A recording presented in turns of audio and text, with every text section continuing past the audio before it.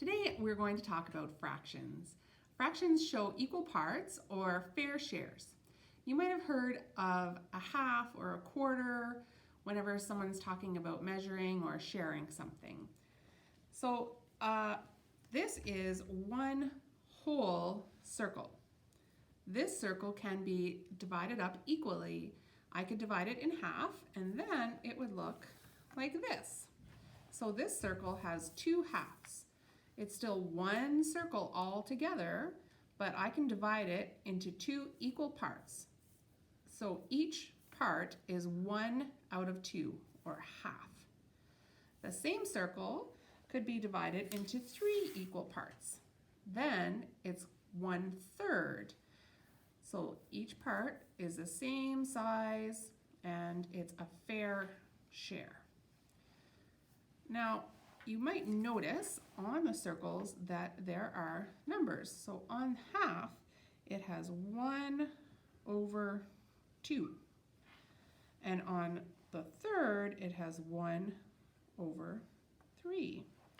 When we talk about fractions, it's important to know that the top part of the fraction is called the numerator. This is the part that you have, or the part that you're talking about. So if I am talking about half of this, if I have half of a cookie, then I have 1 out of 2 pieces. The bottom number on a fraction is called the denominator, and that shows how many pieces there are all together. So if I take this cookie apart, I have half of it, but when I put it back together, there's still 2 pieces in total. So let's look at a few more fractions. Here is 1 out of 4, or quarters. So this circle is split into 4 equal parts. I also have a circle that is in 5 equal parts, or fifths. So you can see that if I take this, I'm talking about the 1 piece that I have out of the 5 pieces all together. Now what if I had 2 pieces? If this was a pizza and I was sharing it, maybe I would have 2 pieces.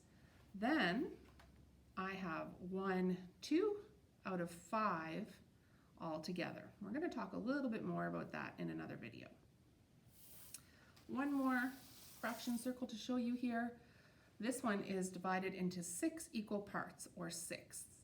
So there are 6 pieces. When we put it back together, there's 1 circle.